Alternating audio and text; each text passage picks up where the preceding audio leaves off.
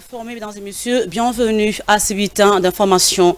L'actualité que le président de la République démocratique du Congo, Félix Antoine Tshisekedi Tshilombo, et ses homologues, dont Paul Kagame du Rwanda et Evariste Ndayishimiye du Burundi, sont attendus cette semaine à Luanda, la capitale de la République angolaise, sur invitation du président João Lourenço. Il sert donc question de la situation sécuritaire qui prévaut à l'est de la République démocratique du Congo. Selon la cellule de communication de la présidence angolaise, un mini-sommet se prépare d'ici mercredi. Viningali pour plus de détails.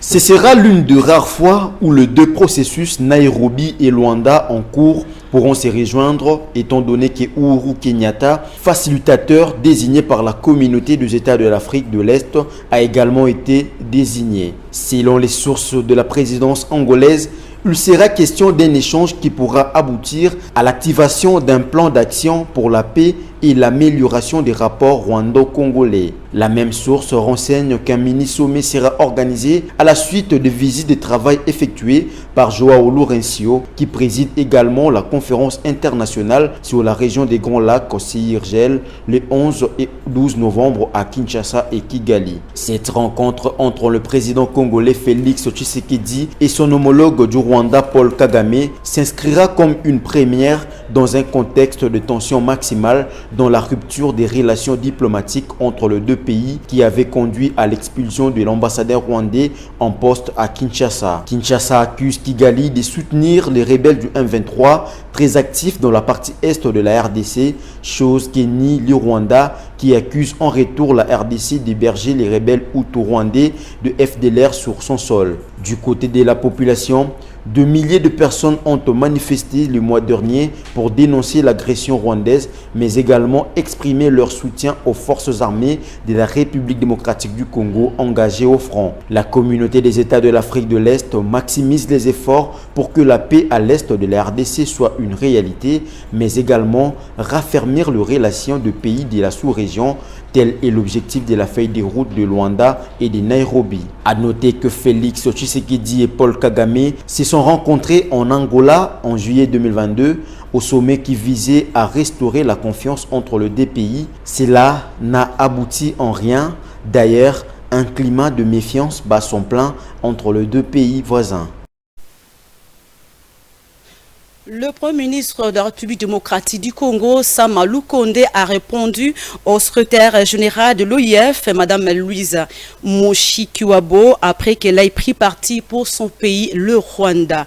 En marge du 18e sommet de la francophonie qui s'est tenu à Djerba, en Tunisie, le Premier ministre congolais, Sama Lukonde, a accordé une interview à TV5 Monde, au cours de laquelle il a évoqué la situation sécuritaire qui prévaut à l'est de la République démocratique du Congo, et par la même occasion il a réagi et par rapport au boycott sur la photo officielle. Suivez. Très exactement, je n'ai pas voulu apparaître sur la photo de famille pour faire passer un message adressé d'abord à la francophonie, justement pour montrer cette désapprobation de cette situation sécuritaire que nous avons à l'est de la République démocratique du Congo. Situation qui aujourd'hui découle sur une crise humanitaire.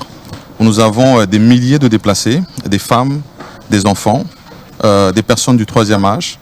Et pour toutes ces personnes qui se retrouvent aujourd'hui à l'extérieur, hors de leur milieu de vie naturel, avec des intempéries et parfois des maladies, il y a une attention particulière à avoir. Parce qu'au-delà de la question sécuritaire, nous pensons que la question humanitaire doit vraiment être prise en compte. Et donc, un message à faire passer de l'attention que nous voulons avoir, attention de solidarité de la francophonie pour cette question que nous traitons de la sécurité à l'est de la République démocratique du Congo. On a parlé des processus parce que je l'ai suivi, de tous les processus qui ont été engagés, mais aujourd'hui, nous sommes dans deux processus majeurs qui ont été engagés, notamment le processus de Nairobi et le processus de Luanda. Et dans ces deux processus, le premier, celui de Nairobi, c'est justement d'avoir un dispositif diplomatique qui va permettre à ce que les groupes armés puissent entrer dans une phase de dialogue, mais cela dans le but d'être désarmés et d'être réinsérés dans la vie sociale. Et à côté de ce processus, un processus de vérification en termes de responsabilité qui est mené par Luanda, précisément par le président Lorenzo. Et donc, ici, l'invitation, c'est de dire il y a eu des processus, mais celui-ci est actuel. Et donc, nous demandons à tous les acteurs de la région de jouer leur partition, de jouer leur rôle, de manière à ce qu'on puisse désarmer tous ces groupes. L'agression rwandaise via le 1-23 contre la République démocratique du Congo a suscité dans le chef des sénateurs congolais une déclaration dans laquelle les élites dénoncent l'attitude de la communauté internationale et demandent au gouvernement congolais à prendre un certain nombre de dispositions. Suivez.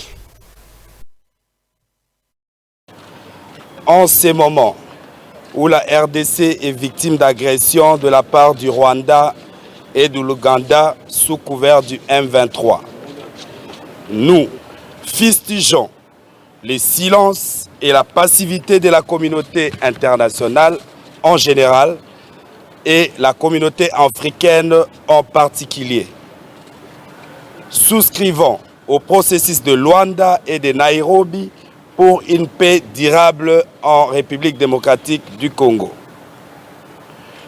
Face à l'injustice et au traitement discriminatoire à l'égard de la RDC, pourtant membre à part entière des Nations Unies, de l'Union africaine et de plusieurs organisations régionales et sous-régionales, les sénateurs de l'Union sacrée de la Nation se joignent à son Excellence Félix Antoine Tshisekedi Tshilombo, président de la République, chef de l'État, demandant au peuple congolais de se mobiliser massivement en vue de la défense de la patrie et la reconstruction de la République démocratique du Congo, notre patrimoine commun.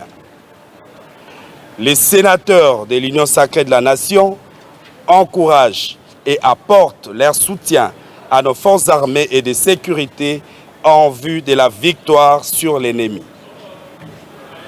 Les sénateurs de l'Union sacrée de la Nation invitent le jeune Congolais à venir de demain à s'enrôler dans nos forces armées en vue de protéger la nation et l'intégrité du territoire national. Les sénateurs invitent tous les Congolais à plus de patriotisme, demandent au gouvernement de la République démocratique du Congo de suspendre sa participation aux activités de l'Organisation internationale de la francophonie et généraliser l'enseignement de l'anglais à tous les niveaux. Les sénateurs de l'Union sacrée de la Nation expriment leur compassion envers les populations meurtries et en errance.